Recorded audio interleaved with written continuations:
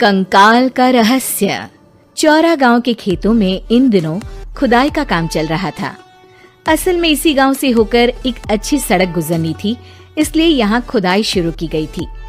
अचानक एक दिन खुदाई करने वाली मशीन से कुछ टकराता है। बाद में जब खोजबीन की जाती है तो वहाँ से 2 कंकाल मिलते हैं। पुलिस गांव के लोगों से पूछताछ शुरू करती है। आप लोगों को क्या लगता है ये किसके कंकाल हो सकते हैं? अरे साहब, हमें क्या पता ये किसके कंकाल है, आप ही लोग पता लगाइए। हम लोग तो बहुत ज्यादा डरे हुए हैं। हाँ, हमारी फॉरेंसिक टीम अभी आ रही है। ये बताओ कि इस गांव के रहने वाला कोई जोड़ा गायब तो नहीं ना? क्योंकि शुरुआती जांच में तो ये बात सामने आ रही है कि एक कंकाल किसी पुरुष का है तो एक किसी महिला का। साहब, हमें तो बहुत डर लग रहा है। ऐसे कंकाल मिलने का मतलब गांव के आसपास ही किसी की हत्या हुई है या फिर किसी को जलाकर मार डाला गया है। हाँ साहब, हम अपने परिवार को लेकर बहुत ही ज्यादा परेशान हैं। देखिए, आप लोगों की परेशानी हम समझ सकते हैं, लेकिन आप लोगों को पुलिस का सहयोग करना होगा, क्योंकि आपके सहयोग के बगैर हम ये पता नहीं लगा सकते हैं कि आखिर ये किसके कंकाल है और इनकी हत्या किसने की। ठीक है साहब, गांव के लोग आपका पूरा सहयोग करेंगे। हाँ साहब, पूरा सहयोग करेंगे। तो फिर ठीक है, हम अपनी जांच शुरू कर देते हैं। कुछ दिन बाद जांच रिपोर्ट आ जाती है। पता चलता है कि ये कंकाल करीब 20 साल पुराने हैं, यानी 20 साल पहले किसी जोड़े की हत्या कर शव को यहाँ पर दबा दिया गया था। इंस्पेक्टर राघव, ये बताओ कि 20 साल पहले की मर्डर मिस्ट्री क्या आप सुलझ सकती है? हाँ सर, क्यों नहीं, लेकिन अब सबूत और गवाह काफी मिट गए होंगे। मुश्किल तो होगी, लेकिन शायद किसी परिवार को इंसाफ मिल सके। इंस्पेक्टर राघव, आप बिल्कुल सही कह रहे हैं। किसी परिवार को तो इंसाफ मिलेगा ही, और किसी को उसके किए की सजा भी मिलेगी। जी सर, मैंने तो जांच शुरू भी कर दी है। 20 साल पहले इस गांव के 2 जोड़े अचानक कहीं गायब हो गए थे।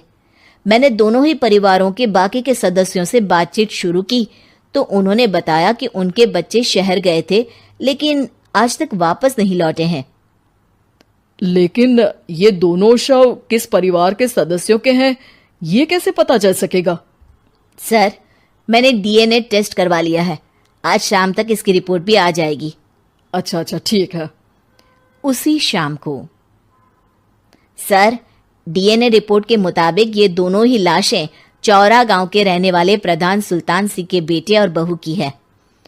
लेकिन इनकी हत्याएं किसने की है, ये कैसे पता लगेगा? इसी का तो पता लगाने की कोशिश में जुटा हूं सर। आज सुल्तान सिंह से मिलने भी जा रहा हूं। मेरा बेटा और बहू तो मेरे लिए सिर्फ यादों में ही रह गए थे। हमें उनकी लाशें तक नहीं मिल सकी थी। आज 20 साल बाद उनके कंकाल मिले हैं। मैं अब किसके लिए जीऊं?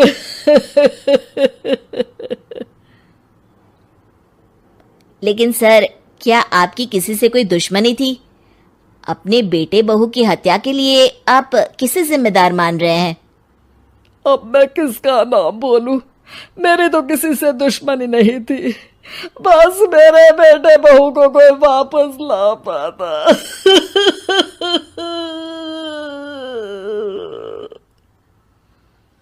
इसके बाद सुल्तान सिंह फूट फूट कर रोना शुरू कर देते हैं।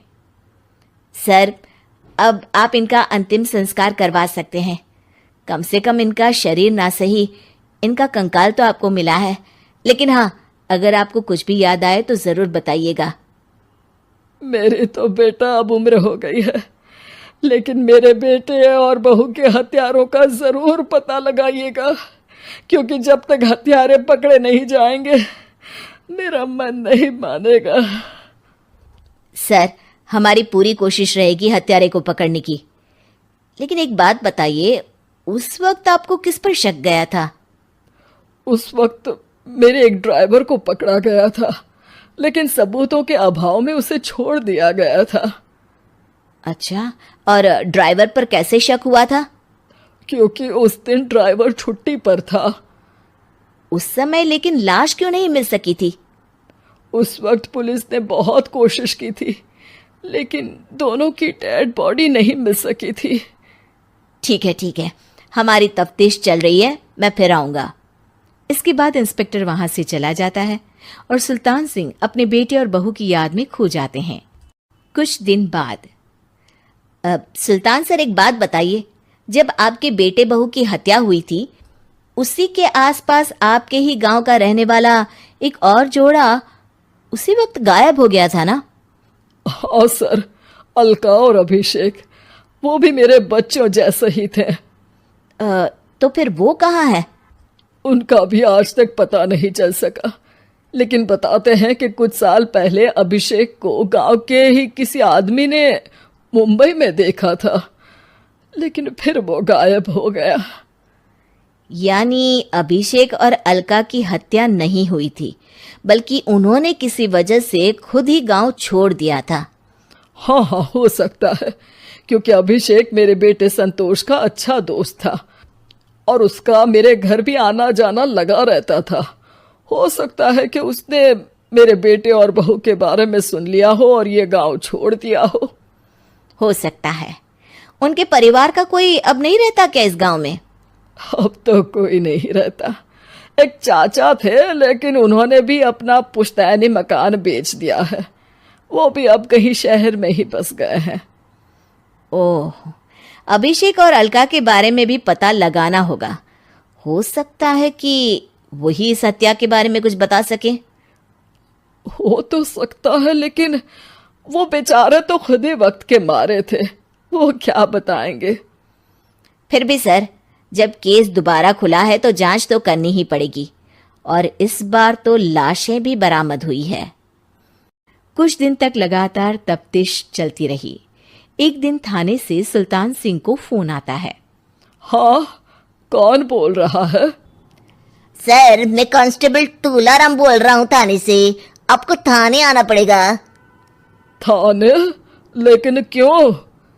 सर, किसी की पहचान करवानी है।